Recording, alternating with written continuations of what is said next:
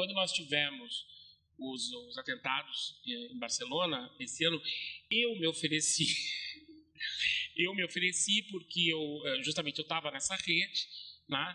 E é uma rede de antropólogos e eu tenho uma relação eu comecei a participar mais ativamente nessa rede em função, por um lado, da experiência que eu tenho em regiões de conflito, né? Eu faço há bastante tempo pesquisa em contextos como moçambicano, zimbabueano, haitiano, e coordenei uma pesquisa no território da antiga Iugoslávia. Mas, por outro lado, eu tenho uma relação de grande intimidade e carinho pessoal com a cidade de Barcelona, né? E aí é importante a cidade de Barcelona, né? Quer dizer, nós estamos falando de uma cidade e foi por conta disso que eu imaginei a possibilidade de trazer a discussão para a escola da cidade. Eu achei que era um lugar mais do que adequado. Eu rapidamente entrei em contato com a Fernanda, falei: Fernanda, vamos fazer uma discussão sobre Barcelona, e é algo que é uma rede de debate que está se iniciando agora, que envolve várias instituições, né? Ela está centrada numa instituição de antropologia social na Alemanha, que é o Max Planck for Social Anthropology, que fica na cidade de Halle-Saale, no que seria uma cidade da antiga Alemanha Oriental. E nessa discussão eu entrei muito com uma questão, quer dizer, de um lado, pensando numa discussão mais geral sobre a questão do que se chama terrorismo hoje em dia no contexto europeu, certo? E, por outro lado, pensando mais especificamente o que aconteceu em Barcelona e os sentidos que isso pode ganhar para uma cidade, né? Eu acho que esse é um ponto também muito importante. Eu não queria ficar em generalizações. Eu imaginei, não, vamos pensar em que medida isso afeta uma cidade que é uma cidade específica e que é uma cidade que é objeto de reflexão especial por parte dos historiadores da arquitetura e do urbanismo. Eu acho que esse é um outro ponto. Barcelona, ela ganha disso. Claro que qualquer cidade ela pode ser incorporada dessa perspectiva, mas até onde eu posso imaginar, nos meus estudos, quando eu estava na graduação, né, que a minha formação original é em História da Arte, eu me lembro que Barcelona desempenhava um papel importante na reflexão sobre a cidade contemporânea. Ou seja, existe uma reflexão que passa sobre o que seria essa cidade, o que seriam as relações que são propiciadas por um determinado desenho da cidade, como esse desenho da cidade ele pode ser vivido pelos seus habitantes e como determinados eventos eles nos obrigam a pensar na cidade em si. Então é essa imagem que eu vou retomar depois, no computador sempre fica mais bonito do que jogada aqui, tá? Essa imagem, não tem nada a ver com o que aconteceu exatamente agora, no 17 de agosto, tá? Mas por que me parece interessante? Essa é uma imagem de Barcelona de cima, então todo mundo que trabalha com história do urbanismo vai lembrar do que seria o urbanismo, o plano Cerdá, etc. Mas essa imagem é uma imagem muito importante que diz respeito à violência própria da história, de uma certa história europeia. Essa é uma imagem de um dos bombardeios em Barcelona. Eu vou falar dos bombardeios de Barcelona já, durante a Guerra Civil Espanhola. Tá? E essa é uma imagem que vocês podem observar que justamente o que está sendo bombardeado é justamente essa região central, que é a região que foi afetada por esse atentado de um grupo de lobos solitários em Barcelona agora, ou seja, as Ramblas, né? Então isso me pareceu um ponto interessante, a gente imaginar como é que essa região da cidade, inclusive pensando nos bombardeios de Barcelona, que foram muitos, né? Mais do que as pessoas imaginam, como é que a violência nesse espaço não é a escolha desse espaço para o exercício de uma determinada violência, não é casual. E o segundo ponto que eu acho extremamente importante é que sempre que acontece um atentado terrorista, existe uma tentação generalizada de um certo senso comum, e aí nesse sentido eu acho que as ciências sociais e portanto a antropologia, o nosso compromisso é justamente o de combater o senso comum, para isso que a gente ganha, mas existe um certo senso comum da população ou da cena pública ou da imprensa de se descobrir virgem diante da violência. Do tipo, meu Deus, somos vítimas da violência. Né? E, na verdade, o que a gente tem, e quando você está numa cidade como Barcelona, rapidamente as pessoas estimulam a memória, certo? E vão fazer referência a fatos violentos que ocorreram antes. Né? Talvez um marco, eu espero tudo isso que a gente possa discutir depois, tá? Mas um marco extremamente interessante foi o 11 de setembro em Nova York, onde a imprensa insistia na ideia de que o 11 de setembro representava uma violência inusitada para um país que nunca teria vivido uma grande violência. Ou seja, os Estados Unidos eles teriam poupado o seu território e a sua população civil da Primeira Guerra ou da Segunda Guerra, e, na verdade, eles estariam chocados diante desse primeiro evento, o que é inaceitável. É inaceitável se nós pensarmos que a Guerra de Secessão, a Guerra Civil Americana, foi o primeiro conflito contemporâneo que foi brutal com relação à sociedade civil, certo? A sociedade em si, né? E um país que se faz na conquista. Então, essa ideia de você se descobrir puro diante da violência é algo que, numa discussão sobre o que é a violência contemporânea, no caso, a violência terrorista contemporânea, eu não vou me deter em conceitos aqui, quer dizer, eu acho que a gente está falando de violência terrorista, destacar um determinado tipo de violência que supostamente não envolve diretamente a ação do Estado, mas é a ação de um grupo que não se confunde com o Estado contra uma parcela da população que a única coisa que fez é estar no lugar errado na hora errada. Né? Então, com isso, a gente já deixa essa parte conceitual de lado, e aí eu vou tentar situar o que aconteceu em Barcelona no dia 17 de agosto, nesse universo que é concomitantemente histórico, que diz respeito a processos europeus contemporâneos. O que nos chocou no dia 17 de agosto, que estampou na imprensa internacional, é a ideia de que Barcelona é uma cidade turística. Essa foto que eu coloquei é uma foto antiga, né? É uma foto antiga das Ramblas. As Ramblas, como vocês sabem, é um passeio absolutamente privilegiado no centro da cidade, é um passeio histórico, está presente na literatura. Já nós temos referência às Ramblas desde o período medieval, né? Rambla, em catalão, é uma espécie de passeio de água, é por onde corre a água para o mar. Então, isso daqui, na verdade, é um calçadão que você faz em cima de um curso de água. Então, Rambla é um curso de água. Tá? E as Ramblas, está no plural, em geral, porque a gente fala as Ramblas de Barcelona, porque são várias. Né? Além de você ter Ramblas em vários bairros da cidade, essas Ramblas do centro da cidade, elas têm diferentes nomes. E um dos nomes é as Ramblas de las Flores, ou seja, as Ramblas das Flores, que é onde você tem as floristas das Ramblas, e que foi tema de literatura desde o século XIX, pelo menos. Isso me pareceu interessante. Quem for às Ramblas hoje em dia vai ver as floristas das Ramblas que estão lá desde, pelo menos, a gente sabe que estão lá desde, pelo menos, uma obra de teatro clássica da década de 40 do século XIX, que se chama As Ramblas das Flores, né? Ou seja, as pessoas iam às Ramblas para comprar flores. Né? Então, o que choca do atentado é o fato de você ter, de um lado, uma cidade que se transformou num centro de turismo brutal, né? Ou seja, isso é um ponto muito importante. Eu estou velho já e morei 9 anos em Barcelona, em outra vida. Na época que eu morava lá, Barcelona recebia 400 mil turistas por ano, mais ou menos. Tá certo? Hoje em dia, isso eu morei lá até 1990, 89, final de 89. Hoje em dia, Barcelona, a cidade de Barcelona recebe 17 milhões de turistas por ano.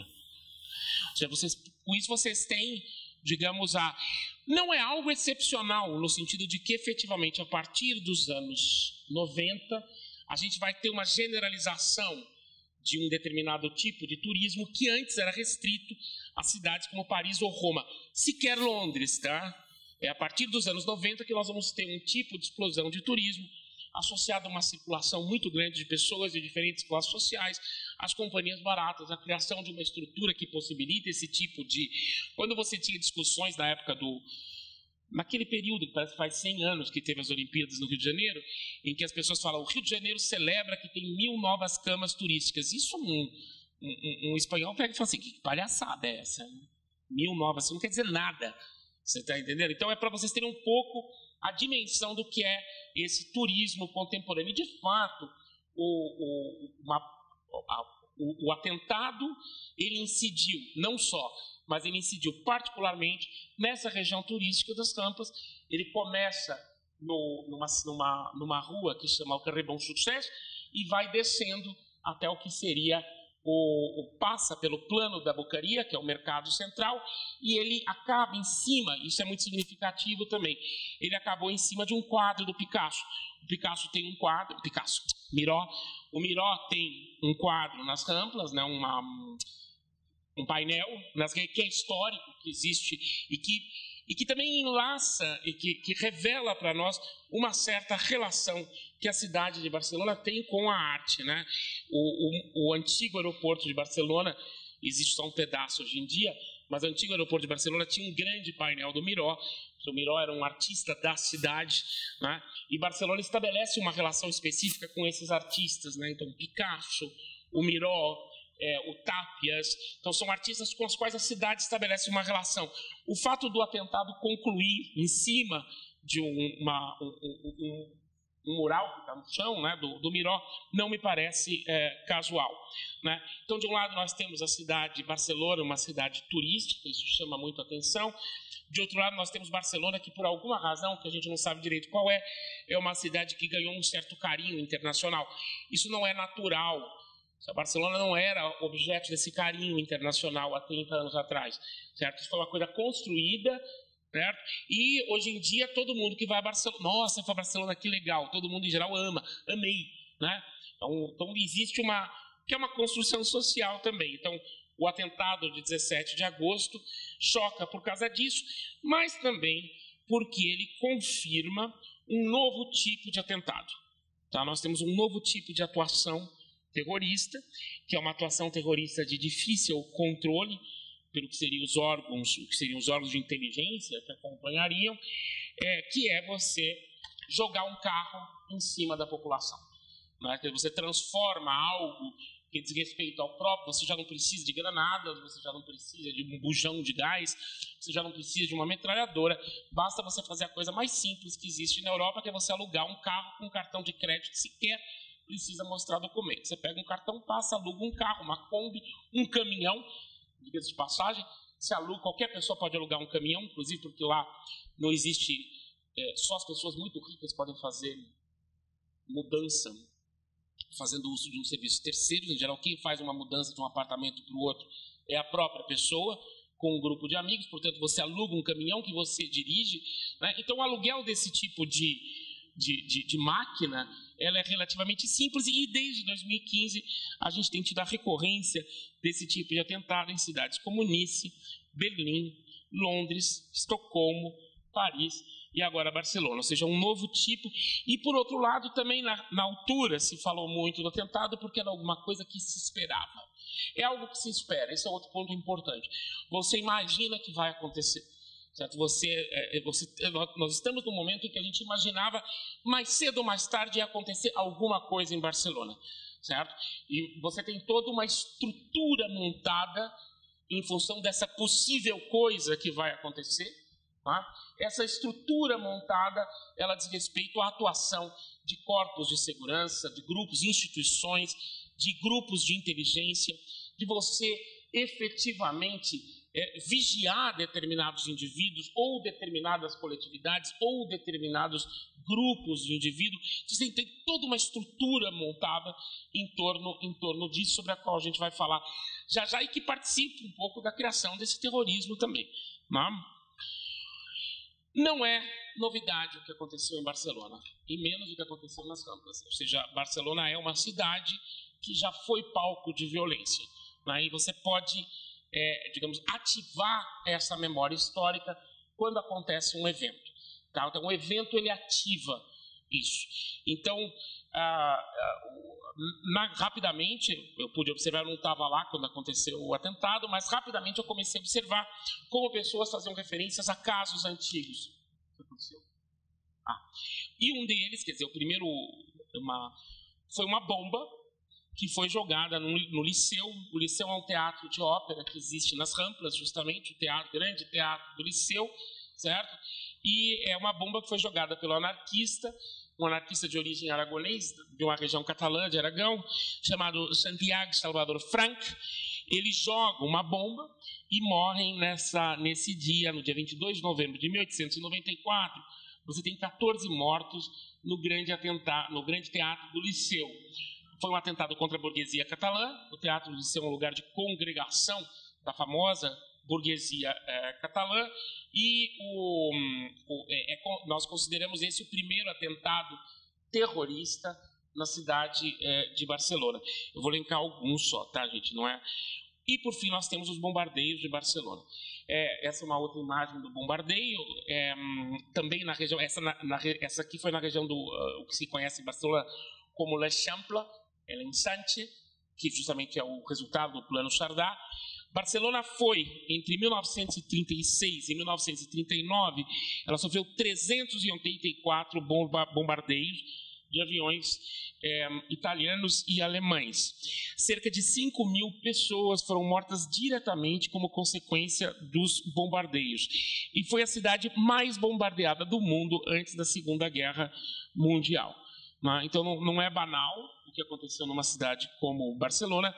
E hoje em dia nós temos todo um processo de você tentar recuperar o que está presente da literatura. Tá? Nós temos grandes romances que foram escritos no pós-guerra. Em geral, houve uma tentativa por parte do regime franquista de esconder esses bombardeios, ou as marcas desses bombardeios, mas eles vão aparecer na literatura, particularmente se nós pegarmos uma autora tão fabulosa como a Mercè Rodoreda, um romance chamado A Praça do Diamante, que tenta pegar o cotidiano da guerra da perspectiva de uma mulher, que fala em primeira pessoa e se endereça ao leitor, uma grande escritora catalã. Ela escreveu um grande romance em que ela vai falar dos bombardeios. Tem um outro grande romance chamado A Incerta Glória, que também vai falar dos bombardeios. Bombardeios têm histórias que se contam. Então, eu me lembro quando eu era jovem, a gente passeava e falava, não, aqui houve bombardeio, que morreram tantas crianças, patati, patatá. Então, isso daí faz parte, e isso foi efetivamente lembrado. O romance da Mercè Rodoreda chama a Plaça del Diamant. A Praça do Diamante é uma praça no bairro de Graça, onde a personagem, que era a Colometa, ela morava, e os bombardeios eles geraram na cidade contemporânea os refúgios, né? Então, Fernanda morou Paris não teve bombardeios. Isso é um ponto importante. Quer dizer, você só teve porque Hitler gostava de Paris. Tem duas cidades que ele gostava. Uma delas era Paris e a outra era Praga. Então, são cidades que não sofrem bombardeios da aviação alemã.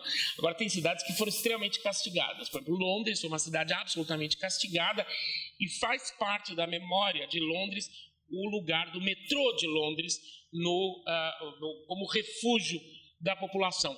O que aconteceu em Barcelona? Em 1939, você tem a entrada das tropas franquistas em Barcelona, e houve uma tentativa deliberada por parte do Estado franquista de eliminar qualquer lembrança com relação ao refúgio. Então, todas as marcas que você tinha nos metrôs, você acaba com essas marcas, você proíbe, porque era uma memória do quê? Digamos, aquele governo que está no poder agora foi aquele que nos bombardeou, né? Então, o que você faz? Você procura encerrar e você fecha essa parte da cidade, porque você tinha outros refúgios, né? E a Praça do Diamante tinha um refúgio. Na literatura se falava desse refúgio, mas ela foi encerrada.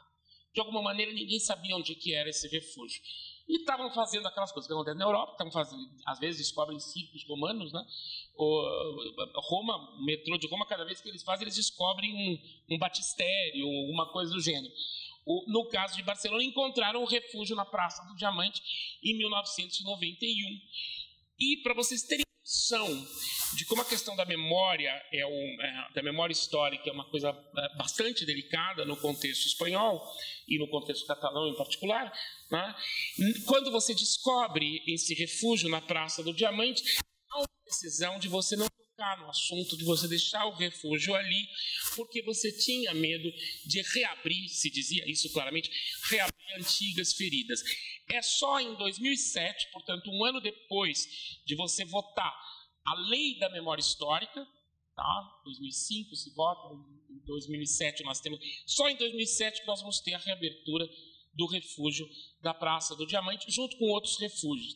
Não é porque você tem uma legislação, essa legislação ela diz que você tem que recuperar a memória histórica, e é quando você começa a falar, olha que maluquice, você começa a falar dos desaparecidos da Guerra Civil, é quando você começa a tematizar as fossas comuns, é quando as pessoas passam a ter direito a essa memória, e é quando você começa a discutir para vocês terem noção, 2006, 2007, você começa a discutir o assassinato do Lorca, certo? Que você discute no sentido, bom, onde ele está, o que fazer com as ossadas, vamos fazer um enterro ou não vamos fazer um enterro. Então você teve que esperar todo esse tempo para você poder discutir isso num momento de acirramento de um debate que é fundamental, sobre o qual eu vou falar agora, quando eu continuar no debate sobre terrorismo. Por fim, existe um grande evento em Barcelona, em 1987, em junho de 87, que é a explosão de um grande artefato num supermercado de periferia, o Hipercor, um supermercado de subúrbio, que marca, em junho de 87, morreram mais de 25 pessoas, marca o início das atividades do Comando Barcelona da ETA, que hoje em dia está desmobilizada, mas a ETA era um grupo terrorista que supostamente defendia a independência do País Basco. O País Basco é uma outra região da Espanha, vou mostrar já já, e quando Barcelona, até então Barcelona, a capital da Catalunha, a população catalã tinha uma relação extremamente ambivalente com relação aos atentados da ETA, inclusive porque não afetavam Barcelona e não afetavam a Catalunha, os atentados da ETA estavam circunscritos geralmente a objetivos militares, e no País Basco, em Navarra e em Madrid, certo? E, em geral, os catalães, como existe um movimento nacionalista catalão significativo, sobre o qual eu vou falar já já, os catalães esse atentado ele foi recebido com horror pela população, já porque aqui, né? Então, se vocês veem aqui a placa, tá escrito perdão, não deveria entrar isso daqui. Ainda bem que é um aluno agradecendo uma bibliografia, né? Porque às vezes, ai meu pai,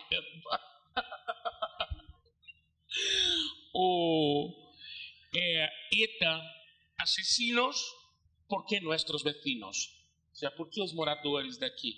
Por que nós, né, fomos vítimas desse atentado? O Comando Barcelona, ele passa a agir a partir de 87, tem um efeito muito traumático na cidade, porque Barcelona tinha sido escolhida para ser sede dos Jogos Olímpicos em 92, e ela passa a ser objeto de atenção internacional, né? Então esse é um ponto fundamental do atentado terrorista, quer dizer, o atentado terrorista ele busca chamar atenção para alguma coisa, certo? Então quando você escolhe uma cidade, hoje em dia, você escolhe uma cidade turística como Barcelona, não é aleatório, é porque nós sabemos que em Barcelona você vai ter os holofotes da imprensa internacional, você vai ter uma discussão, você vai ter toda uma série de coisas que alimentam esse fenômeno. Isso estava lá, certo? O que significa, e por fim, nesse momento também, marca o final de uma atuação de uma outra organização terrorista que agia na região da Catalunha, que é a organização pouco conhecida, porque eles nunca foram tão eficazes como os bascos em termos de violência. Os catalães, em termos de violência terrorista, sempre foram ineptos. No País Basco, eles eram muito melhores. Em geral, as bombas terroristas dos catalães explodiam na mão dos próprios terroristas. Quando eles iam pôr, explodia, era o terrorista voando. A gente sempre tirava jovem, tirava sarro disso, não devia, né? Mas você tinha um movimento que chamava Terra Lliure, quer dizer, terra livre, atentou contra a vida de algumas pessoas, certo? Mas ele vai se desfazendo nesse período. Então, na medida que você tem a emergência do Comando Barcelona, que começa a agir na cidade, efetivamente, esse movimento Terra Lliure, ele começa a se distanciar. E por quê? Por várias razões. Porque nós vamos ter, nesse momento, na Catalunha, uma quebra, uma grande virada na organização institucional para lidar com a possibilidade de atentados terroristas, e aí os Jogos Olímpicos de 92 têm um papel fundamental. A gente tem que precaver a cidade diante dessa possibilidade, o que significa dizer realmente uma organização internacional. instituições policiais, corpos específicos, inteligentes, etc. e tal. E porque em Barcelona, e esse é um ponto importante, Barcelona é uma cidade que nós temos uma cidadania extremamente organizada. E aí eu não vou relativizar, não. Eu vou dizer que lá é mais organizada do que em muitos outros lugares. Surpreende, né? Quando você está lá, você começa a ver a organização cidadã que passa pelos bairros, a forma como as redes se comunicam, a forma como você é capaz de mobilizar grupos diante de fenômenos que podem questionar a cidadania, é algo absolutamente extraordinário. Eu vou usar só um exemplo que interessa a vocês também e que diz respeito à questão dos despejamentos. Eu não sei se vocês sabem, se vocês acompanharam, mas uma das características da última crise econômica que afetou particularmente o sul da Europa, né, Grécia, de alguma maneira a Itália, a Espanha de maneira fenomenal e Portugal, foi o fato de você lidar com o grande endividamento das pessoas, que era, no caso de Espanha, Portugal, Grécia, o endividamento estava muito associado à compra da casa própria, né? As pessoas de repente se viam incapazes de pagar a casa, e o que você fez foi ativar um tipo de legislação que promovia fundamentalmente o despejo, certo? Então quando eu estou falando de despejo, não estou falando de 10 pessoas, não, estou falando de milhares de pessoas que passam a ser despejadas de suas casas. Uma organização que se monta ao redor do despejo, certo? E aí é muito curioso a gente perceber a diferença de Barcelona com relação a Lisboa. Por quê? Você teve uma quantidade de despejos imensos em Lisboa, mas o despejo passou a ser vivido como uma espécie de vergonha pessoal. A maneira de você lidar com o despejo era você mobilizando redes familiares. Então uma pessoa era despejada, ela vivia isso com imensa vergonha e ela ia morar na casa da tia, ia morar na casa da avó, ia fazer... Então você ou migrava para os lugares mais insólitos, tá? Não é que migrava para ser arquiteto em São Paulo, não. Migrava para... Então você ativava esse tipo de solução, que é uma agência individual. Em compensação, em Barcelona, você teve a estruturação de um novo movimento social, a Ada Colau participava ativamente disso, que era um movimento contra os despejos. Ou seja, a partir de um determinado momento, cada despejo que havia, você tinha uma multidão que aliás, se vocês lembram, o seriado que você citou, o Marli, no primeiro capítulo ele está sendo despejado, certo? Então isso virou um tema social. Ou seja, enquanto no caso de Portugal, se eu estou chutando aqui, não trabalho sobre isso não, foi um negócio que eu comecei a pensar, porque eu falei, caraca, em Portugal você teve, no entanto, isso era vivido como uma vergonha pessoal. Na Espanha em geral, em Barcelona em particular, isso foi apropriado pela cidadania, tá? Bom, agora existe uma dimensão do que aconteceu em Barcelona que diz respeito à Europa, né? Então com isso eu vou começar a falar do acontecimento contemporâneo propriamente dito, certo? E eu coloquei Europa entre aspas porque eu quero evitar qualquer tipo de essencialização no que diz respeito. Eu, em geral, não gosto de aspas, não. Mas nesse caso eu gostaria de usar entre aspas, porque a Europa é, antes de qualquer coisa, uma ideia, que a gente não sabe direito o que é. Tá? Então eu acho que vale a pena pensar o que se mobiliza quando se fala em Europa, quando você fala de terrorismo, o que você está mobilizando, certo? A primeira coisa, existe uma ideia que diz respeito ao senso comum, e novamente eu insisto no nosso mandato de questionar o senso comum, é a ideia que nós teríamos tido duas grandes guerras na Europa, que alguns historiadores vão chamar da Grande Guerra Europeia, que começaria mais ou menos que seria a Primeira Guerra Mundial, e que concluiria com o fim da Segunda Guerra Mundial, certo? Aí a Guerra de Espanha estaria no meio desse furdúncio, e depois de 1945, evidentemente que nós vamos ter um conflito, a Guerra Civil na Grécia, que foi de uma brutalidade atroz, certo? E outros conflitos, mas existe a ideia de que emergeria uma espécie de Europa, começa uma ideia de Europa comprometida com a paz, né? E isso parece que convenceu muita gente, né? Inclusive nós, que a gente adora ir para a Europa, né? E a gente acha da ideia, e eu também acho a ideia da União Europeia fascinante, todas essas birocas, a gente gosta disso. Mas, com isso, você acaba solapando uma realidade que é de uma brutalidade atroz. Ou seja, a Europa nunca deixou de participar de conflitos violentos desde 1945. Desde 1945, os diferentes países europeus estão envolvidos com guerras brutais. A ideia de uma Europa pacífica é algo que não confere, né? E eu vou dar só alguns exemplos. Aliás, a França, que é um país que a gente gosta em geral, ela sempre se vende a si mesmo como os Estados Unidos é que fez a guerra do Vietnã. A França tem o segundo maior exército do mundo. Não é brincadeira isso.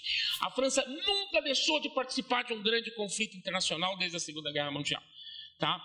Então, logo depois da Segunda Guerra Mundial, tivemos uma guerra brutal na Indonésia, promovida pelos holandeses com apoio aliado. Ou seja, apoio inglês, francês, americano, etc. E quando eu falo de guerra brutal, eu estou falando de guerra brutal. Estou falando de centenas de milhares de mortos.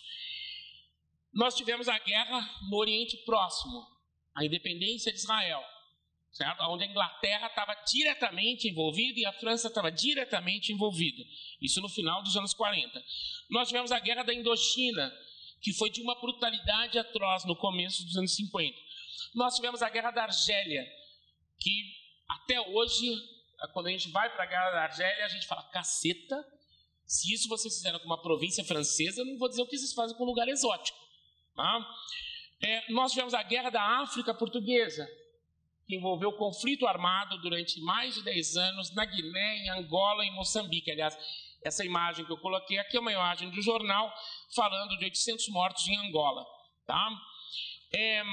Portanto, esse país pacífico, o Jardim da Europa, que é Portugal, que a gente gosta, faz comida gostosa e tal, e esteve envolvido numa guerra brutal. Então, nós estamos falando desse exercício bélico continuado fora do território europeu. Tá? E nós tivemos as guerras da França-África. As guerras da França-África são as coisas, algo que até hoje nós temos uma grande dificuldade em lidar com isso, que é a participação do exército francês continuamente em guerras em distintos lugares que fariam parte do antigo Império Colonial francês. Né?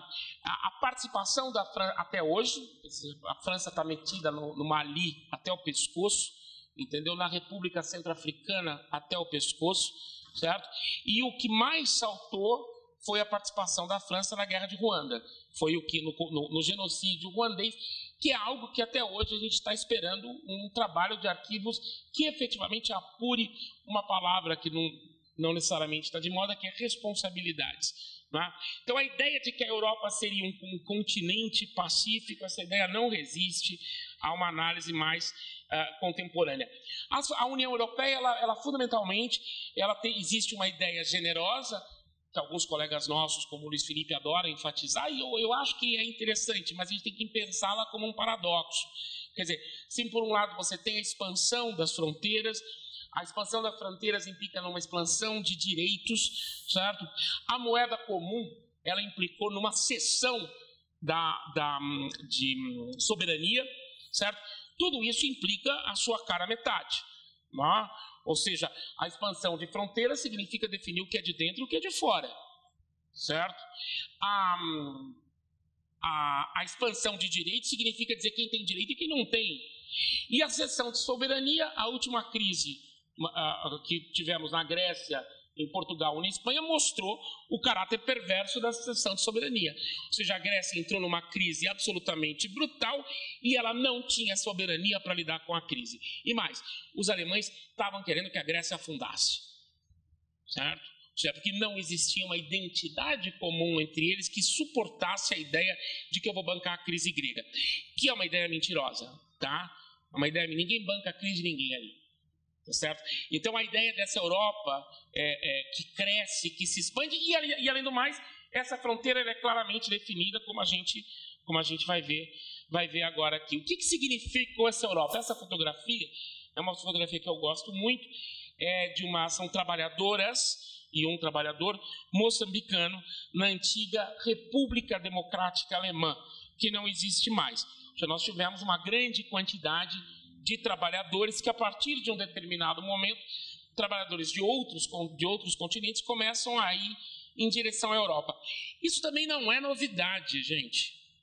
Isso também não é novidade. Ou seja, uma das grandes coisas que a Europa tentou vender para a gente também é a ideia de uma certa homogeneização interna e a presença desses trabalhadores, inicialmente, depois transformados em migrantes e depois transformados em qualquer coisa, como se eles estivessem, digamos, perturbando uma certa homogeneidade que existiria internamente. Isso não existe. A França é um país de imigração, por exemplo. Se nós formos pegar a França no século XIX, recebia uma quantidade gigantesca de armênios, poloneses, gregos. A palavra metek, que é uma palavra francesa, é uma palavra que se gesta na segunda metade do século XIX, para falar desse imigrante que vem de fora. Certo? Então, a Europa ela começa a associar uma espécie de homogeneização interna, né, à paz política. Os trabalhadores estrangeiros que são recebidos no imediato pós-guerra com braços abertos, afinal de contas eles iam trabalhar, né? As pessoas descobrem que trabalhador não é só trabalhador. Esse é um ponto importante, foi um descobrimento. Porque as pessoas achavam que os turcos iam para a Alemanha só para trabalhar. Não, eles querem colocar o filho na escola, eles querem almoçar, jantar, ir na piscina. Porque no começo é o Gastarbeit, né? Você fala, gente, trabalhador não é só trabalhador. Essa é uma grande contribuição da antropologia à sociologia, porque a sociologia do trabalho ela tem a obsessão de que o trabalhador só trabalha. Não, é que nem a gente, entendeu? Eu me lembro, só um parênteses, eu me lembro bem da Fernanda. Ela continua jovem, mas naquela época nós todos éramos muito jovens, e eu me lembro que eu apareci numa discussão, eu era um grande entusiasta dos mutirões de periferia. A Fernanda, isso eu estou te falando há 25 anos, a Fernanda me deu uma lambada, e eu ia no mutirão São Francisco, em Sapopemba, achava o máximo, as pessoas carregando pedra e fazendo a sua casa. Aí a Fernanda se virou, fim de semana é hora para descansar, tem nada que fazer mutirão. Foi uma lambada que eu levei. Eu lembro disso até hoje, Fernanda. Você vê como me marca essas coisas, entendeu? E eu falei, ela tem razão. Final de semana é o churrasco na laje. Não é para fazer mutirão, né? É uma brincadeira, mas é porque de fato havia uma ideia na gestão da Luísa, né? Que era a ideia de que o trabalhador trabalhava a semana toda e depois a prefeitura apoiava o mutirão para a construção da casa própria. Você fala, não, o cara trabalha a semana toda, no final de semana ele vai descansar. Tá? Agora, isso pode parecer uma brincadeira, mas não é. Porque se você for pegar a documentação na Alemanha, no final dos anos 40 e começo dos anos 50, tanto na Alemanha Ocidental como na Alemanha Oriental, existe a ideia de que eu posso trazer trabalhadores. A Alemanha Ocidental trouxe inicialmente turcos e depois uma grande quantidade de indivíduos da Europa Mediterrânea, mas havia a ideia de que eles iam trabalhar, iam reconstruir a Alemanha e depois eles iam voltar. Né? Na Alemanha Oriental, você teve a ida de moçambicanos, de vietnamitas, de indivíduos do leste europeu. Eles iam para lá e, supostamente, eles iriam voltar. Nesse caso, boa parte voltou mesmo. Certo? Mais rapidamente, esses indivíduos se transformam numa categoria, que é uma categoria muito complicada, né? Que é a categoria migrante. Porque migrante é uma palavra transitória, né? Você migra e em algum momento acaba a migração, né? Não é verdade? Mas na Europa, não. Na Europa, se teu avô migrou, você continua migrante até hoje. Entendeu? Que é um delírio. Certo? Quer dizer, se você for pensar, você é descendente de árabes, italiano, você não é migrante. Em todo caso, teu avô foi, teu bisavô. Se você já não é migrante, na Europa, não. Na Europa, teu avô migrou, ferrou. Você é migrante até hoje. Né? Então começa essa discussão bizarra, né? Que é vivido com uma grande, com dor por essas pessoas. Cuidado, isso é vivido, nós estamos falando de dor, porque aí você tem um cara que nunca foi à Turquia, cujo avô migrou para Berlim em 1948, certo? E aí vem um ministro e fala, você é migrante. Migrante da onde? Eu nasci aqui. Ou aquela discussão bizarra que existe na Alemanha, né? que é com os afrodeutsche. Na Alemanha tem negros, né? Que é outra coisa. A Europa se inventou branca. Isso é uma bobagem, tá? A Europa nunca foi e não é branca e não foi no passado. Tá? Os afrodeutsche, eu tinha um amigo meu na Alemanha que era afrodeutsche, ele falava assim, chegava no lugar, aí a pessoa, todo mundo é antirracista, gentil, tá? Ai, que legal, você fala bem alemão. Da onde você é? Sou de Frankfurt. Mas da onde? De Frankfurt? Mas da onde mesmo? Ou seja, e na verdade você tem negros na Alemanha, isso é uma presença histórica de negros na Alemanha. Certo? Então a ideia de que essas pessoas não são de lá é algo que começa a ser confirmado nesse momento contemporâneo na Europa, ao mesmo tempo que você começa a construir a ideia de que o gueto seria algo necessariamente negativo. Essa é uma discussão muito complicada, e em termos de urbanismo é uma discussão hiper complicada. Eu vou falar mais 15 minutos para jogar para vocês, porque senão eu preparei um monte de coisa, a gente sempre acha, né, que... Bom, o que acontece com a coisa do gueto, que é uma discussão muito complicada? Você começa a ter um conjunto de políticas públicas que procuram demonizar a ideia desses indivíduos classificados como migrantes quererem viver entre si, como se isso fosse um problema. Tá? Isso é algo extremamente complicado, porque primeiro você está jogando para a pessoa uma decisão que não necessariamente é dela. Quer dizer, você gosta de viver entre si porque é mais confortável, inclusive, que os outros cospem na tua cara. Então, é evidente que você prefere uma... E por outro lado, você passa a ser portador de algo que passa a ser incômodo no contexto europeu, que ganha o nome de gueto, quando a gente sabe que gueto necessariamente nos remete a uma política pública específica que foi feita na Europa ocupada por parte dos nazistas alemães. Então é como que se os imigrantes que querem, ou filhos de imigrantes, ou netos de imigrantes, que queiram viver num universo associativo que remeta a essa relação, eles fossem portadores daquilo que, na verdade, foi uma política pública na Alemanha que foi retomada do gueto medieval. Então é uma loucura, tá certo? Esse terror ao gueto, ele também se associa a uma ilusão que se cria da pureza e de uma Europa normal. Ou seja, nós teríamos uma Europa normal. Essa Europa normal, ela não seria marcada pela presença desses grupos. Então nós temos que lutar contra esses grupos. Tá? Então você começa a construir, a partir dos anos 60, 70, a ideia de que existem grupos indesejáveis que estão ali. E esses grupos, eles supostamente, eles não seriam bem integrados. Então a ideia da integração como um problema.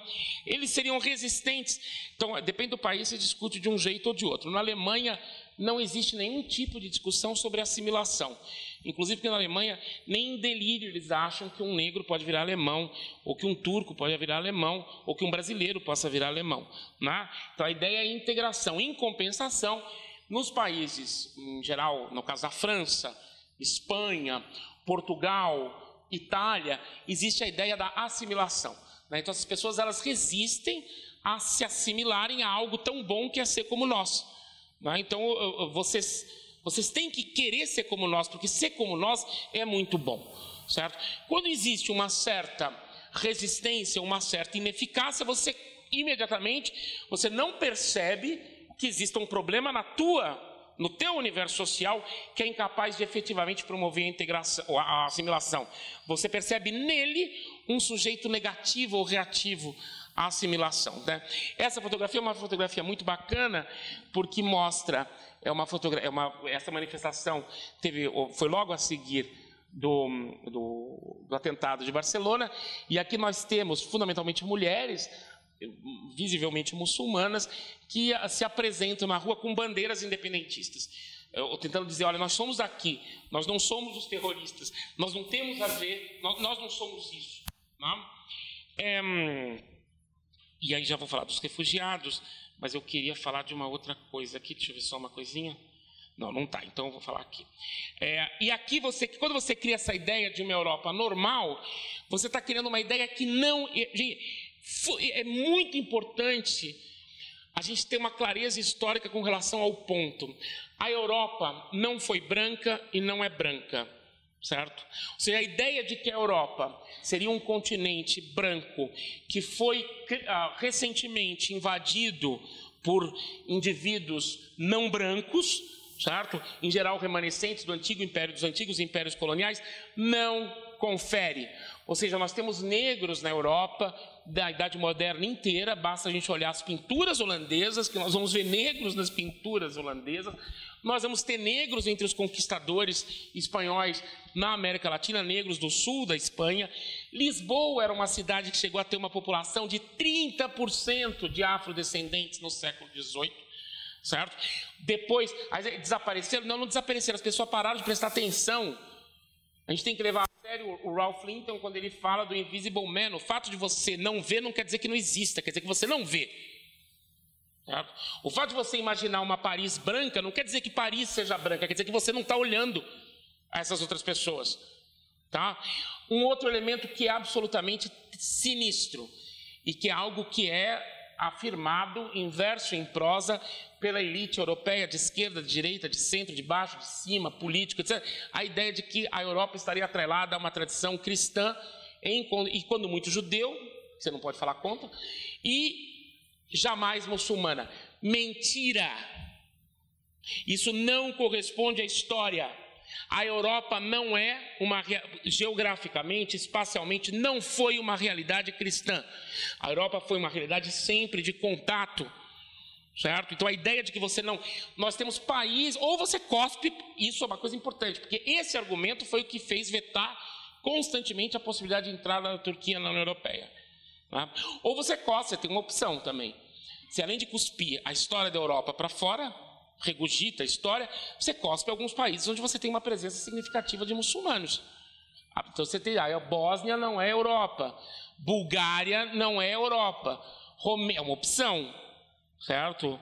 Mas não corresponde, esta é uma mentira. E esse é um ponto fundamental no processo de construção da imagem do terrorista contemporâneo. A ideia de uma Europa branca e cristã em contraposição ao sujeito alienígena que seria negro e muçulmano.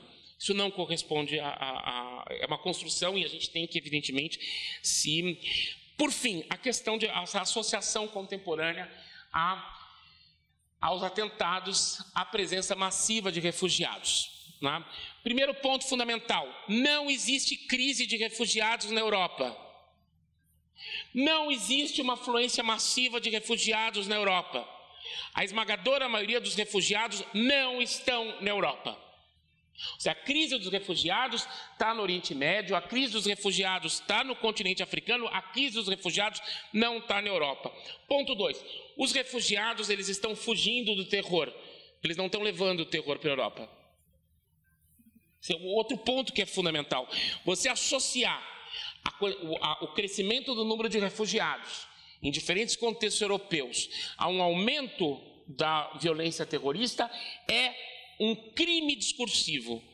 Esses indivíduos estão fugindo do terror, eles estão fugindo da guerra e não levando a guerra com eles. Tá? Ponto 3. Os refugiados não estão indo para a Europa atrás do estado de bem-estar social, portanto, fugindo do trabalho e indo para você se acolher ao estado de bem-estar social. Não é isso. O estado de bem-estar social está em crise na Europa também, esse é o ponto fundamental, e os refugiados, eles procuram, em grande medida, se dirigir ali onde tem trabalho. Ou seja, quando nós tivemos a ida de, supostamente, que não se confirmou, 1 milhão de indivíduos do Oriente Médio para a Alemanha tinha 5% de desemprego, o que é considerado pleno emprego. Ou seja, refugiado não é cretino. Refugiado tem comunicação, ele sabe, ele está querendo ir para um determinado... Então, Portugal, com toda a boa vontade dos meus amigos portugueses, podia se esguelar. Venham refugiados, eles não vão, porque em Portugal não tem trabalho. Não, e fizeram, amigos meus, venham, queremos vocês. Não vão. Eles querem ir para onde? Para a Alemanha, para a Áustria, para a Suécia. E por quê? Porque eles sabem que lá tem trabalho. Tá certo? Então esse é um outro ponto que diz respeito a essa construção contemporânea, né? E por fim, então, a ilusão da crise dos refugiados, o fenômeno de Cambrils. O que é Cambrils? Cambrils é a cidade onde nasceram esses jovens que perpetraram esse ato hediondo, tá, em Barcelona, no dia 17 de agosto. Tá? Qual é o paradoxo de Cambrils? O paradoxo de Cambrils é que supostamente um vilarejo no norte da Catalunha com um nível de bem-estar social altíssimo, onde você tem uma população significativa de indivíduos de origem marroquina, nascidos na Catalunha, supostamente integrados, ou seja, falam catalão perfeitamente, foram à escola. Os depoimentos das pessoas que estão... Nós não estamos falando de uma população marginal, nós não estamos falando de alguém que estava rastejando, nós estamos falando de alguém que estava ali, que estava integrado no universo de relações, considerado adequado pela própria institucionalidade europeia. A pergunta que fica é, o que aconteceu? Nós temos um paradoxo aí, que é o paradoxo da nossa rede afinal de contas, será que uma suposta integração ou uma suposta assimilação é o antídoto contra esse tipo de violência? Nós não sabemos. Tá? Isso a gente joga para discussão. Essas duas fotografias, de um lado à esquerda, essa imagem que é propalada sobre a crise dos refugiados, né?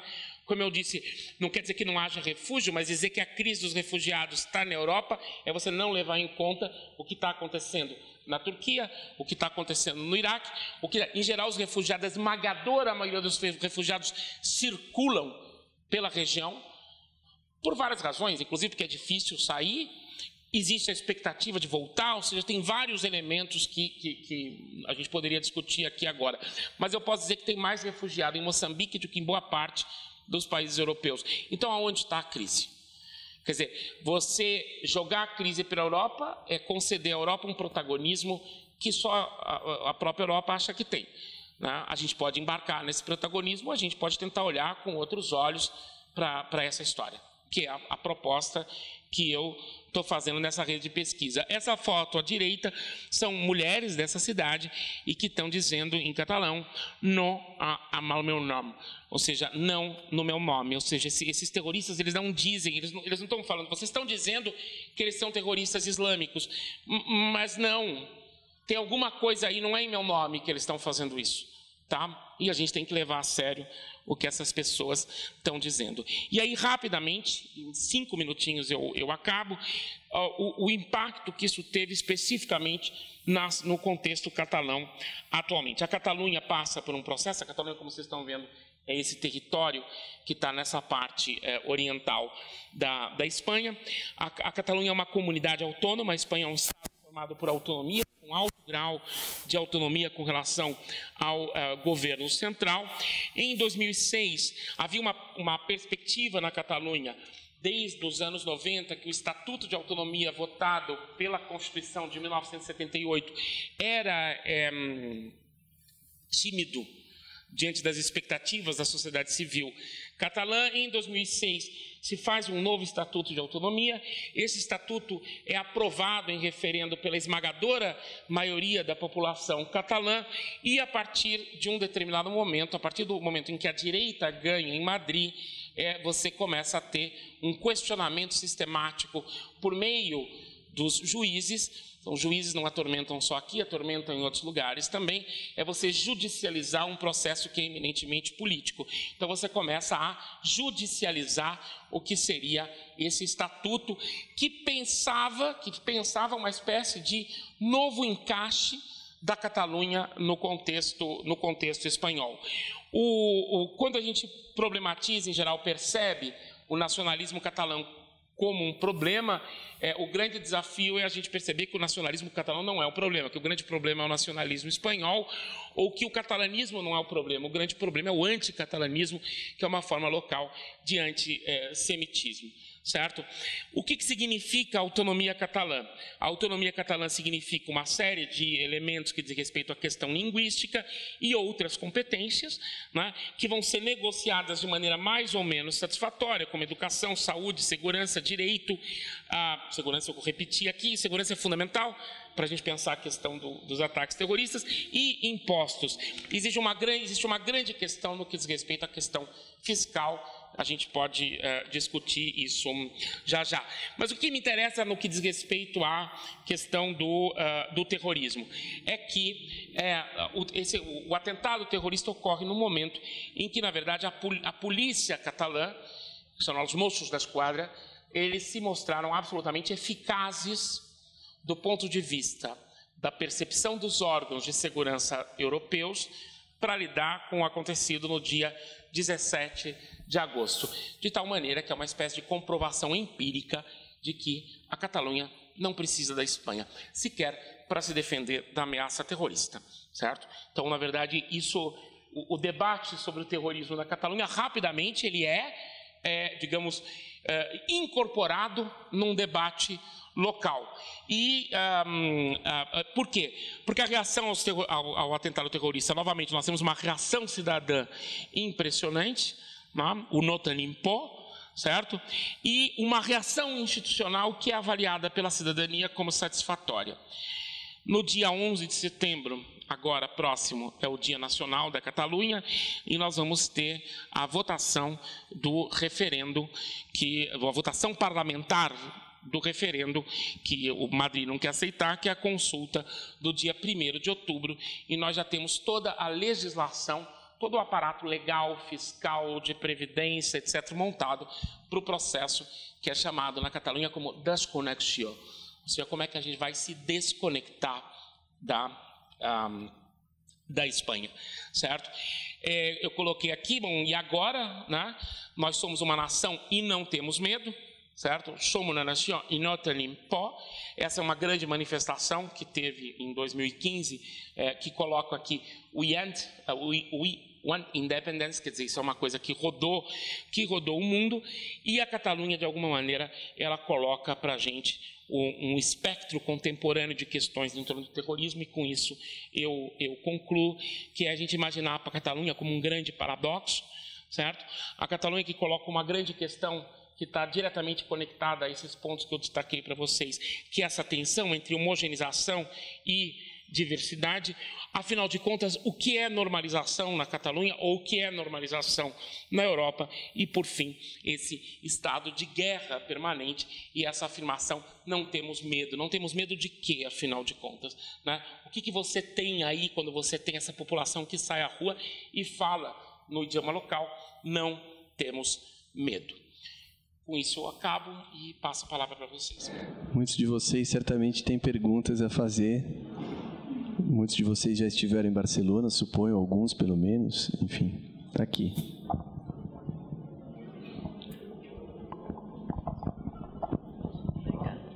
Oi.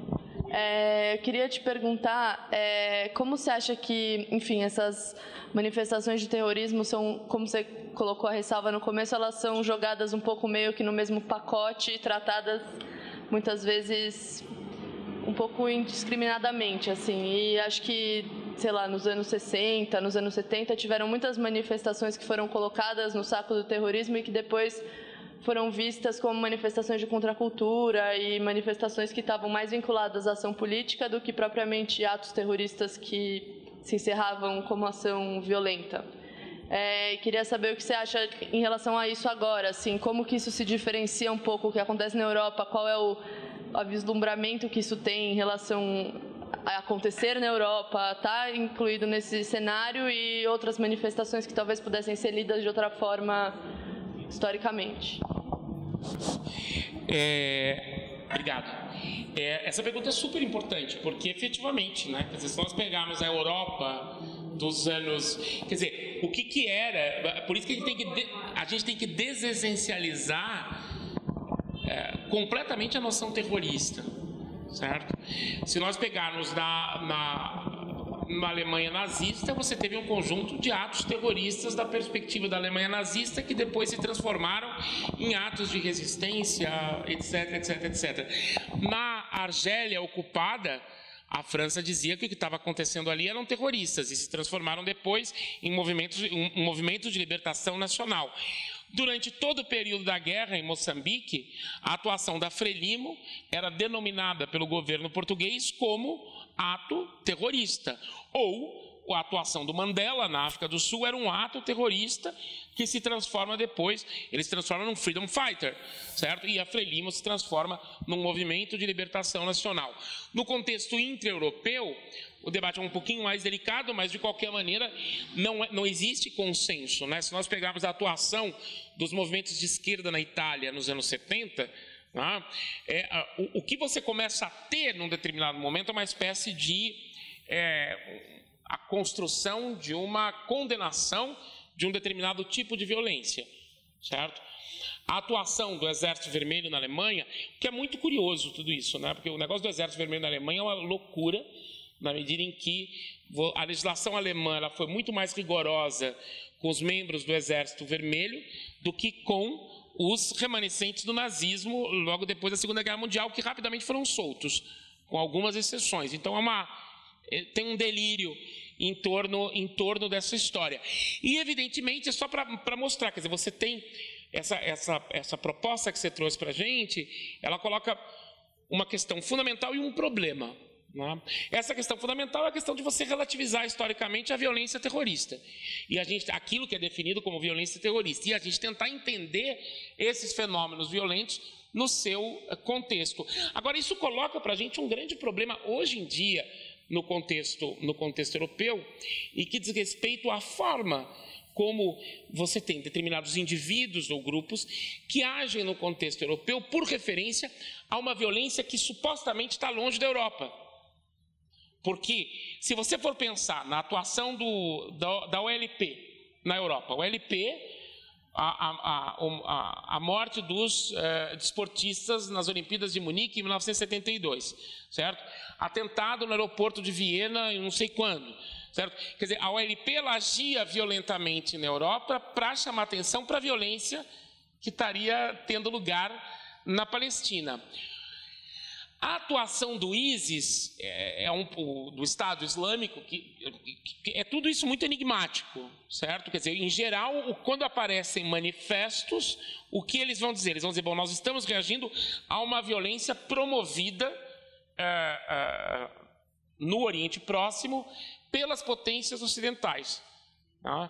Aí, na verdade, se você pensar, o primeiro grande atentado que teve na Espanha foi o atentado de 11 de março de 2004, Madrid, né? Que foi quando morreu mais de um centenário de pessoas, e foi logo a seguir ao quê? A famosa fotografia das Açores, em que apareceu Tony Blair dando um beijo no Aznar e ambos beijando o Bush, entendeu? E fazendo uma grande aliança de ocupação do Iraque, certo? Então, na verdade, o que eu acho interessante é que nós podemos fazer uma condenação, e acho que podemos e devemos. Nenhum de nós pode abdicar da moral, quer dizer, a violência em si ela é objeto de uma grande discussão, tá? Esse é um ponto. Agora, nada nos permite, digamos, fantasiar a inocência, certo? A Europa, hoje em dia, e esse é um problema que a Europa tem que se dar conta, ou seja, ela não... Evidente que o cidadão, quando é objeto desse tipo de violência, nós podemos reivindicar a inocência do cidadão, do indivíduo. Ninguém quer ter a sua avó explodida pelos ares, ou o seu sobrinho Não, isso não é inaceitável. Né? Agora, os Estados europeus não podem reivindicar a inocência. Esse me parece o ponto fundamental hoje em dia. Né? O terrorismo está diretamente ligado, não funcionalmente ligado. Não é uma questão de causa e consequência. Eu não sei direito o que dizer.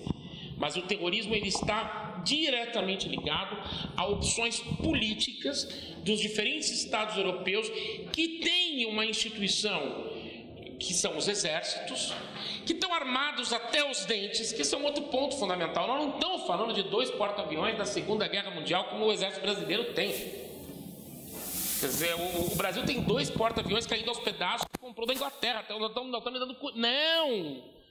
Nós estamos falando de exércitos altamente armados. Nós estamos falando de guerras de uma brutalidade atroz. Nós estamos falando de exércitos profissionais. Não tem nada a ver com o exército Nada de novo no front, em que supostamente o soldadinho ia defender a honra. Não existe defesa da nação, da honra. Nós estamos falando de exércitos profissionais, nós estamos falando de profissionais que recebem salário. Não é o soldadinho que vai fazer o serviço militar obrigatório que de repente acorda no Iraque. Não, não é isso. Tá? Nós estamos falando de pessoas que se engajam, que se profissionalizam e que estão fazendo a guerra lá. Então, o que eu diria é...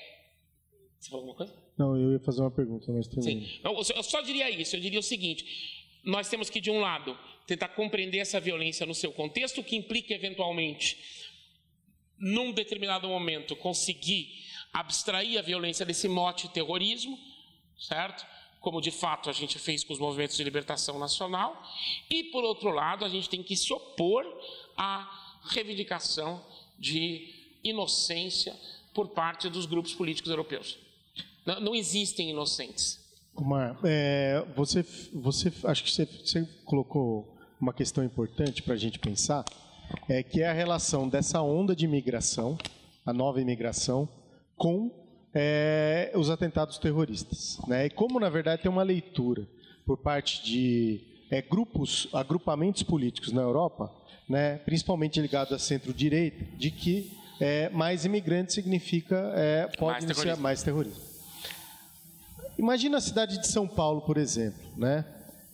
A nossa cidade aqui é uma cidade que acolheu e que é formada basicamente por imigrantes, né? Então, a gente aqui é a maior colônia libanesa do mundo, né? Uma das maiores colônias espanholas, italianas, né? Japonesas do mundo também. São Paulo foi formado, ela foi construída, né? Basicamente por imigrantes, né? O que na verdade ficou dessa cultura de acolhimento do imigrante, né? Primeiro uma onda de fora do país, né? E a partir dos anos 60 de migrações internas, dos nordestinos, das populações do norte e do sul, que vieram atrás do emprego que o Omar está colocando, né?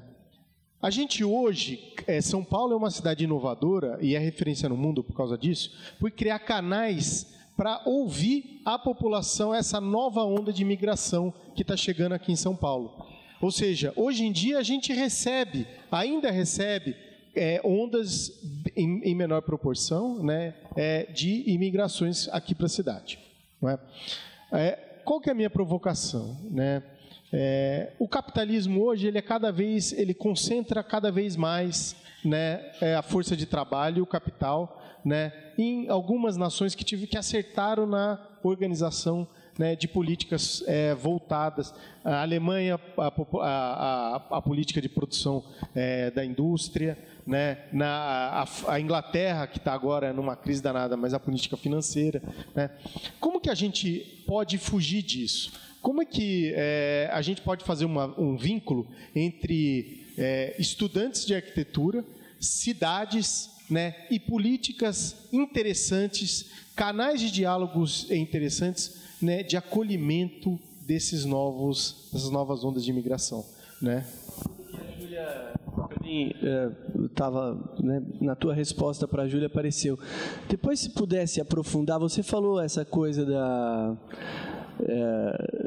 que né, não vai dar para explicar, por exemplo, esse acontecimento de Barcelona com essa velha história, né, de que, inclusive, não só são imigrantes, mas são, além disso, imigrantes em condição marginalizada.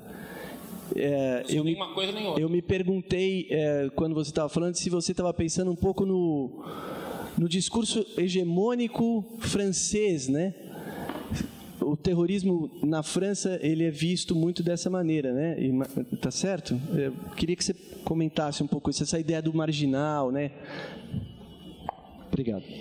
Alguém quer somar mais alguma coisa um pouco nessa mesma linha? Vitor. Não, eu só queria que os últimos atentados, pelo menos a maioria deles que a gente tem notícias, são de pessoas que moram, nasceram nos países e moram lá há muito tempo. Eles têm, inclusive, nomes britânicos,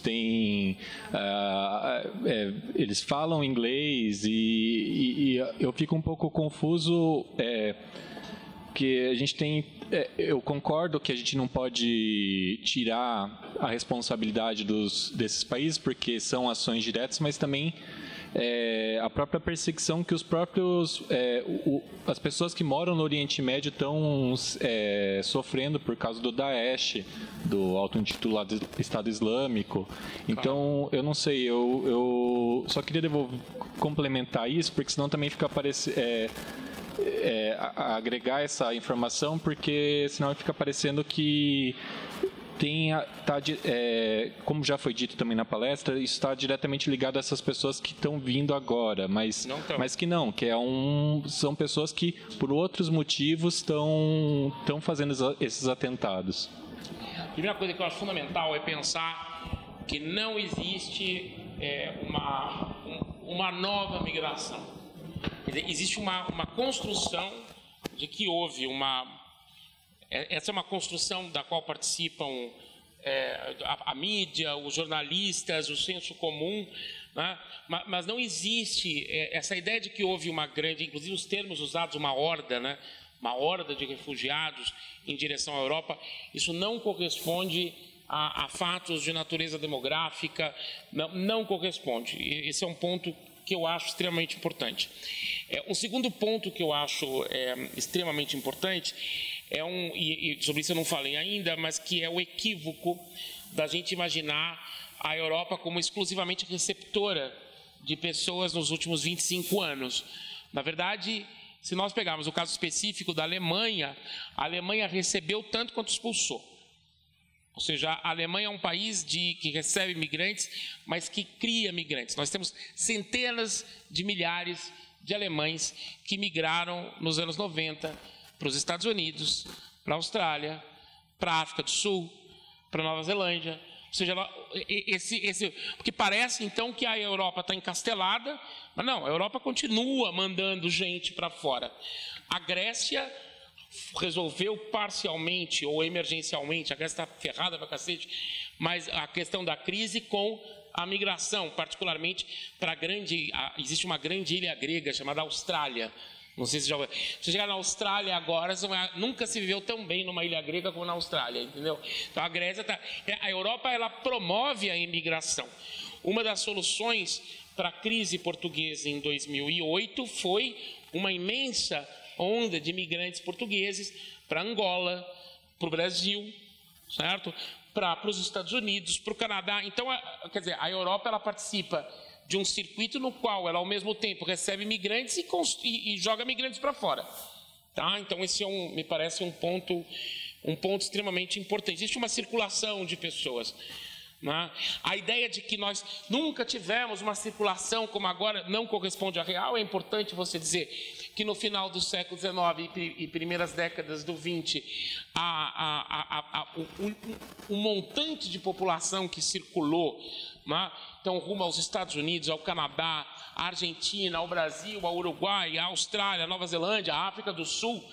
Foi um montante gigantesco e muito certamente comparativamente maior do que está acontecendo hoje em dia.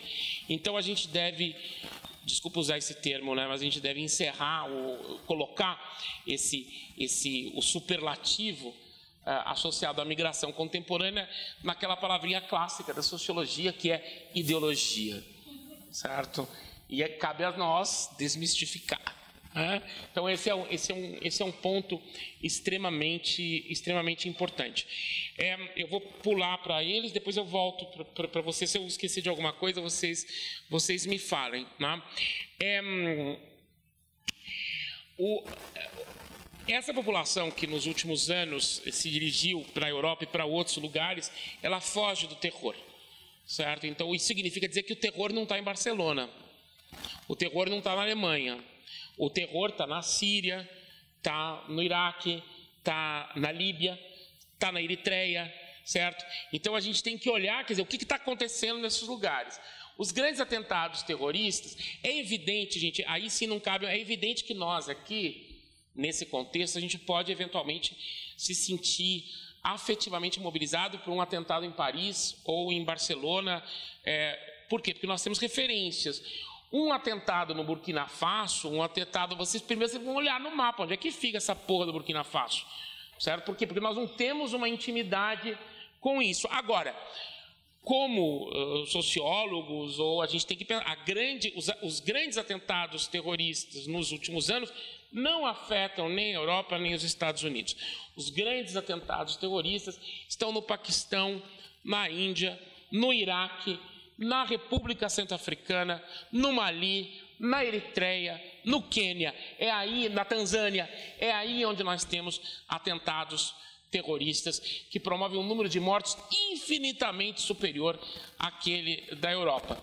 Então, colocando em perspectiva, eu diria que valeria a pena a gente pensar nesse outro movimento. E, por outro lado, existe um problema europeu, mas o problema europeu é em que medida, não é a Europa como vítima do terrorismo, mas a Europa como produtora de terroristas.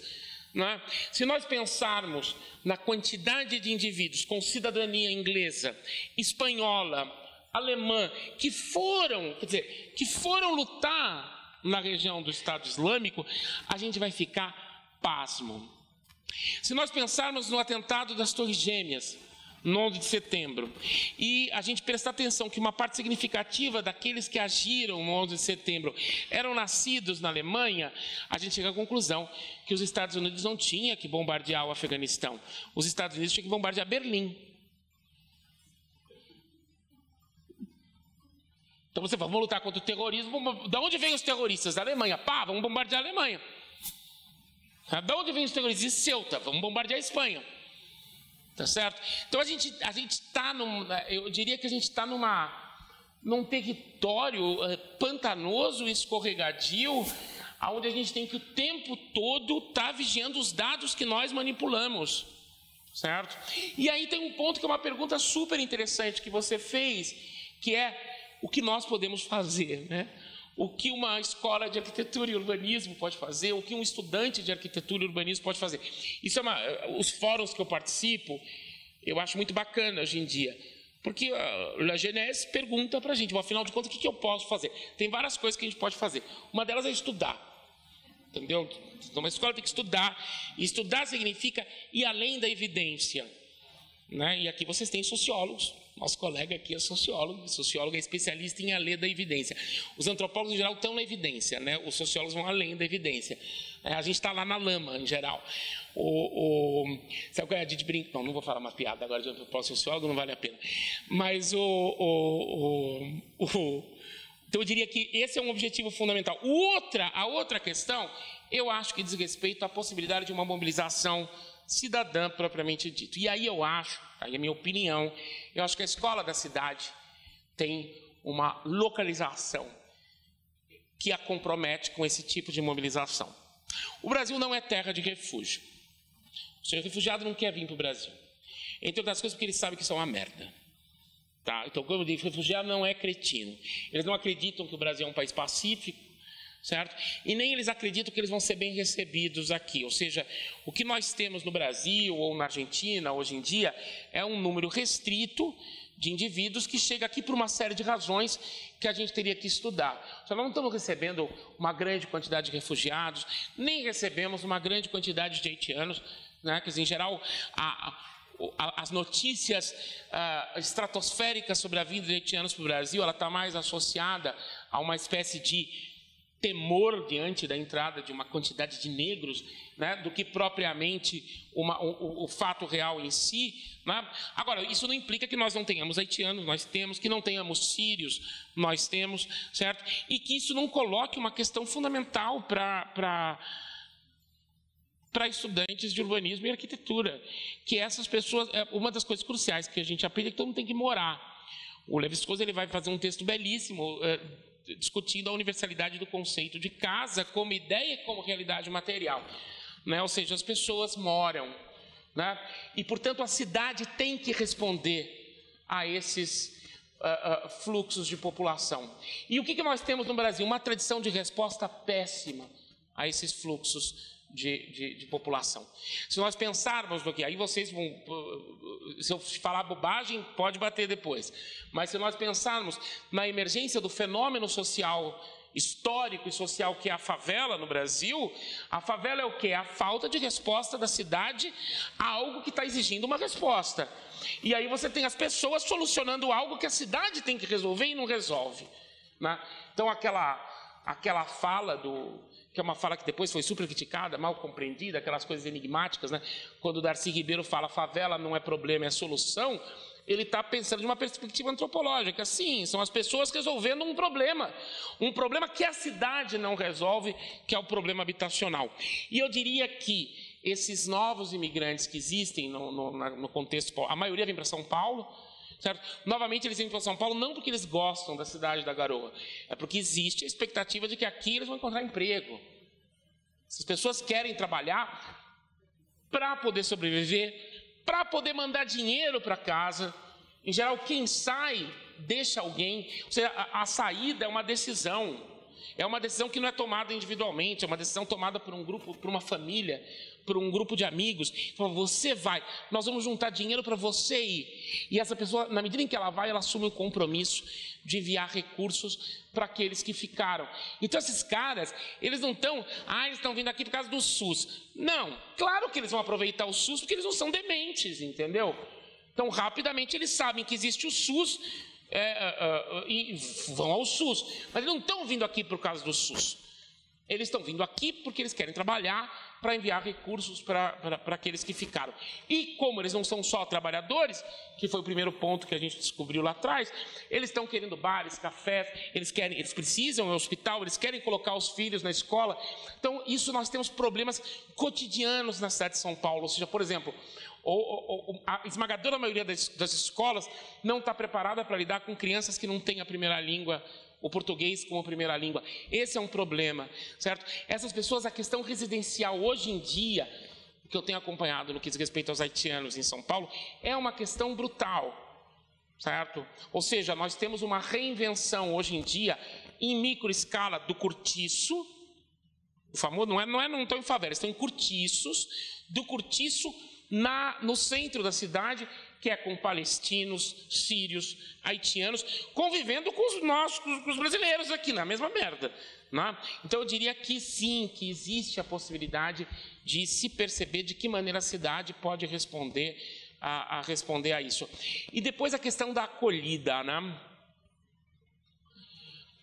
Eu acho que sim, que existe uma questão moral de acolhimento mesmo, mas eu acho que não quer dizer, um país, eu acho que é legal, um país que se orgulha tanto, né, que se orgulhou, né, de ser um país que recebeu os migrantes foram maltratados pra cacete aqui, nunca foram recebidos de braços abertos. É um mito argentino, brasileiro, uruguaio, de que a gente recebeu, foram recebidos de braços abertos, o cacete.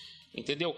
Tanto não foram que uma boa parte volta. Os historiadores contemporâneos estão mostrando que, no caso da Argentina, 40% dos migrantes que foram para a Argentina entre 1890 e 1930 foram embora, voltaram para os seus países de origem. Ninguém volta porque está bom. Tá? Então nós vamos encontrar esse movimento no Brasil também, que são os estudos de demografia histórica que estão sendo feitos, que é o fato de que nós recebemos os espanhóis bem, mais ou menos, alguns sim, outros não, uma boa parte circula, vem para o Brasil, depois vão para o Uruguai, depois vão para a Argentina, um monte de haitiano vem para cá, eles não querem ficar aqui, eles querem ir para os Estados Unidos, ou querem, a gente tem que lidar com isso. Agora, isso impõe a nós, contemporâneos, um debate sobre o que é o acolhimento, né? E aí eu acho que você tem uma diversidade profissional que pode dar diferentes formas de acolhimento. No caso, eu confio numa faculdade de escola de arquitetura e urbanismo, é a realização de diagnósticos mesmo, de que vocês têm haitianos morando a 4 quadras aqui. Entendeu? Então, fazer diagnóstico sobre condições de moradia não tem jeito, tem que ser feito. Entendeu? Sobre espaço, tem que ser feito. E vocês estão aqui no olho do furacão, do micro furacão que existe aqui, tá? O furacão não está aqui, não entrem em pânico. tá certo? Não sei se respondi. Certo? Fernanda. É sempre um prazer te ouvir. E só queria um pouco retomar algumas questões que acho que são fundamentais para nós, para uma escola de arquitetura, que é um leve panorama, vamos dizer assim, sobre a questão dos atentados, das migrações, né, e a sua direta relação com a vida urbana, com as cidades, e o quanto essas questões precisam obrigatoriamente nos envolver. Acho que, de um lado, tanto essa questão de estudar e ultrapassar essas primeiras camadas, que alguns paralelos são muito fáceis de serem feitos para a nossa realidade, né, como algumas falas lindas do Paulo Mendes da Rocha, agora esses dias, em função da inauguração do SESC, né, 24 de maio, né, onde a pergunta mais recorrente que foi feita ao Paulo é em relação ao medo que se tem da região central de São Paulo, né, como algo muito perigoso, né, o que você acha do medo, se o SESC vai ajudar a romper a ideia do medo, né, e efetivamente, eis o nosso exemplo de uma construção, né, da violência na região central, do medo de andar na rua. Então, é muito interessante sempre reafirmar o quanto nós precisamos para pensar efetivamente a condição da cidade, os projetos, as propostas e, sobretudo, uma participação ampla de toda a sociedade, esse rompimento dessas primeiras camadas, dessas informações que circulam com tanta liberdade, né? Mas eu queria terminar falando assim da questão, lembrar dessa questão da cidadania que você coloca em Barcelona. Voltar para Barcelona no seguinte sentido, Omar. A questão dessa participação cidadã, que é uma democratização de projetos urbanos, de participações sociais e de um coletivo cuidar, né, das coisas públicas efetivamente, né? Tem esse exemplo que nos resta sobre a questão da Olimpíada, que a gente já conversou tantas vezes, que talvez o melhor exemplo que nós temos dessas ações de conjunto de obras e de propostas das Olimpíadas correlacionadas a um plano urbano tenha sido em Barcelona, né? E eu acho que isso que você chama a atenção de talvez uma democratização da cidade tenha sido um fator fundamental para essa qualidade do que foi feito nesse momento lá.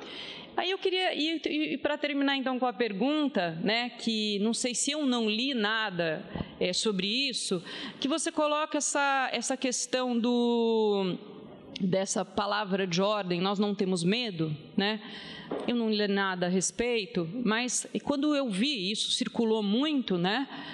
Para mim, ela automaticamente se associou a essa cidade, vamos chamar de democrática, né? No sentido de que nós vamos viver essa experiência sem cercar, sem trancar, sem nos afastar, né? Então, queria que você pudesse falar um pouquinho sobre isso, se essa frase, nós não temos medo, né, que é uma frase recorrente dentro de processos de lutas sociais, no fundo tem, né, nos Estados Unidos, etc., ela não está diretamente associada a essa população, a esse cidadão que tem uma relação muito forte com as coisas da cidade, com as decisões urbanas. Bastante rapidamente, que eu estou vendo a debandada, mas isso é muito importante a gente ter clareza sobre, por isso que eu acho que é legal a gente colocar, quer dizer, a experiência europeia e a experiência da Catalunha e a experiência de Barcelona, quer dizer, a gente tentar fazer esse foco. Eu estou convencido que Barcelona tem uma história específica nesse sentido, no que diz respeito à questão da construção da cidadania, ou melhor dizendo, da participação dos cidadãos no que diz respeito às políticas que se expressam na cidade. Eu acho que existe história nisso, eu acho que é uma história densa, né? Ela revela alguma coisa para nós específico dessa cidade, o que significa dizer que nós podemos aprender com ela, mas não imaginar que nós vamos reproduzi-la, né? Porque o que aconteceu com o fenômeno Barcelona? Quer dizer, o fenômeno Barcelona, de alguma maneira, entre aspas, ele deu certo, e eu digo que deu, tá? Agora, o mérito se deve mais à ideia de Barcelona do que às Olimpíadas em si, porque, na verdade, o que aconteceu, né? Como a gente já discutiu tantas vezes, rapidamente a coisa dá certo e você vai, vamos fazer em outro lugar que vai dar certo em outro lugar. Atlanta fez isso e foi um desastre. Vamos transformar Atlanta numa nova Barcelona. Não aconteceu, certo? Bom, do Rio de Janeiro a gente nem precisa comentar, tá certo? A coisa é gritante, é escandaloso, como é que inclusive se usava Barcelona, mas depois não funciona. Não funciona por quê? Porque tem algo que diz respeito a essa cidade. Né? Efetivamente, no caso, na questão das Olimpíadas, podia falar horas, todo o projeto urbano, todos os projetos que foram feitos antes e depois, né, porque a coisa não parou com as Olimpíadas, quer dizer, aquilo foi criando questões para os bairros e etc. Tudo isso se fez porque não podia ser feito de outra maneira com a participação ativa da cidadania. E quando eu falo de cidadania, eu falo de coisas bem concretas. Em Barcelona, a gente tem uma rede, além de uma rede de mercados deliciosos, né? Quer dizer, esse mercado da boqueria que todo mundo gosta, se come belamente nos bairros em Barcelona, comida é uma coisa muito importante. Você tem um negócio que se chama associações de moradores. O associativismo lá é impressionante.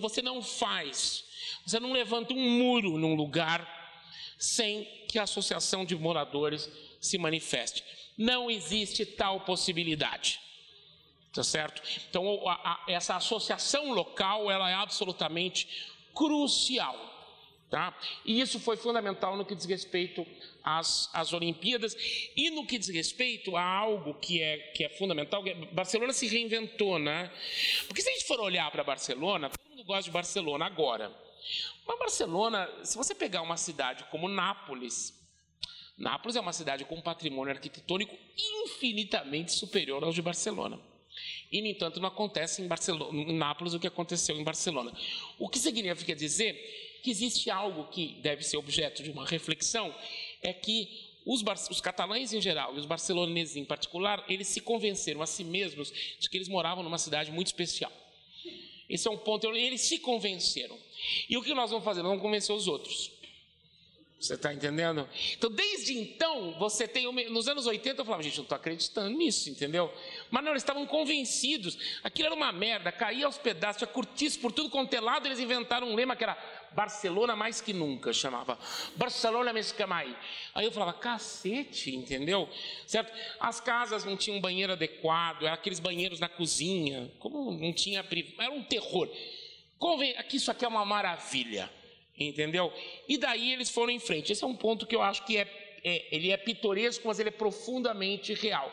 Agora, quando eles falam eles não têm medo, o que significa não ter medo? Né?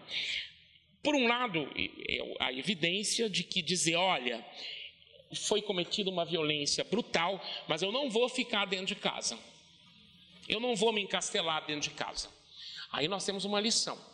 Ou seja, eu não tenho medo, eu vou continuar indo às rampas, eu vou continuar saindo, eu vou continuar circulando, porque eu não tenho medo. Porque a primeira coisa de um movimento violento é a atemorização, né? Então eu não tenho medo. E aí, nesse sentido, vale sim pensar no caso de São Paulo, porque uma das maiores falácias, e nós participamos de discussões sobre isso, foi quando nós tínhamos uma discussão no SEBRAP, lá atrás, em que veio uma pesquisadora que tinha acabado de chegar dos Estados Unidos, aí ela veio falar que nós tínhamos pânico de andar na Avenida Paulista. Eu olhei para a Fernanda e falei, Fernanda, você tem pânico de andar na Avenida Paulista? Eu falei, não tenho pânico de andar na Avenida Paulista. Quem tem medo de andar na Avenida Paulista? Você sabe do que a gente está falando, não lembra? Você lembra disso? E a Fernanda, evidentemente, levantou no final, eu não estou entendendo, entendeu? A mulher de Berkeley dizendo que a gente estava em pânico, eu falei, não estou em pânico não entendi. Né? Houve um movimento, me convencer que a gente tinha medo de andar na Avenida Paulista, convencer que a gente não pegava ônibus na Avenida Angélica, convencer que a gente não vinha ao centro da cidade. Eu falei, essa mulher enlouqueceu, essa mulher está louca, de onde é que ela vem? Certo? Então aí nós temos um problema, que é o fato de que efetivamente nós temos um dado empírico que diz, olha, as pessoas continuam circulando pelo centro, nós queremos que circule mais, mas o fato é que esse medo é uma construção geralmente externa àquelas pessoas que estão ali. Então, o não temos medo é uma coisa que a gente tem que se apropriar aqui, dizer, olha, eu estou na escola da cidade, eu não tenho medo de estudar na escola da cidade, porque ela está do lado da Praça da República. Ou vocês têm, eu não estou vendo ninguém aqui com cara de pânico. Tá certo? Então é isso que tem que ser, nós não temos medo, nós estamos aqui. Né? Esse é um ponto. Mas nós não temos medo, quer dizer também o quê? Nós não temos medo dos muçulmanos. Essa é uma outra dimensão que aí, nesse sentido, Barcelona pode lembrar um pouco Nova York, porque uma das coisas que aconteceu em Nova York no 11 de setembro foi no momento em que começou, os prédios nem tinham caído, já todo mundo começou a falar que era terrorismo islâmico. Imediatamente você começou a ter organizações de moradores dizendo, temos que evitar a islamofobia. Isso aconteceu em Nova York, isso foi uma coisa muito impressionante, de Nova York em si. Em Barcelona foi a mesma coisa, ou seja, nós temos que evitar, a cidade é nossa, nós vamos continuar na cidade, certo? E nós temos que evitar qualquer tipo de reação que possa que possa promover algum tipo de violência contra as populações supostamente alienígenas a esse espectro. No caso, muçulmanos. No caso, muçulmanos. Então, esse não tenho medo, ele também está associado a você, de alguma maneira, se contrapor a uma narrativa, hoje em dia, recorrente em determinados círculos políticos e intelectuais, hein? Cuidado, que teve um intelectual francês que se matou porque aprovaram o casamento gay na França, porque ele diz, não, isso aqui colocou em xeque a República, pulou da Torre Eiffel, entendeu? Porque você tem a ideia de que a diversidade, a República está em xeque, e você se mata. Você fala, não, gente, pelo amor de Deus, não existe. Mas é verdade, foi um historiador medievalista que se matou por causa do casamento igualitário. Eu falei, gente, não é para tanto, né? Enfim, mas é um pouco isso que está ali, né? Esse é um debate muito europeu, né? Quer dizer, eu não tenho medo disso. O que vai acontecer? Eu não sei. Aí você tem que perguntar, sociólogo é que gosta de predizer o futuro. Em geral, ele fala errado, só para dizer. Antropólogo não gosta de fazer, a gente não gosta de prever o futuro. Sociólogo é que gosta. Vai acontecer tal coisa, mas eles é que falam isso. O Renato Ortiz adora falar o que vai acontecer. Fala, Renato, não dá para falar o que vai acontecer. No máximo, a gente fala o que aconteceu ou o que acontece. O que vai acontecer, não. Não dá. Isso é Messias que fala, isso é leitor de tarô. Os sociólogos têm mania de dizer o que vai acontecer. Né? Ele está rindo porque ele sabe que é verdade. Então, eu não sei. Agora, eu acho que intelectualmente a gente tem que incorporar isso, e com isso eu paro, a partir de um termo, de uma pensadora que até hoje me estimula enormemente, e a Fernanda sabe disso. A Hannah Arendt, ela chega em um determinado momento, ela fala assim, isso nós temos que incorporar como um paradoxo. O que é um paradoxo? É algo para qual não tem uma resposta. A gente só tem estímulo para a questão. Então, o que eu proponho é, bom, se a gente conseguir formular perguntas, a gente já está fazendo um bom trabalho. Encontrar respostas, por enquanto, eu diria, vamos tentar elaborar a boa pergunta. E a boa pergunta, ela se dá a partir dessa noção, que é a noção que eu defendo, que é a noção de paradoxo.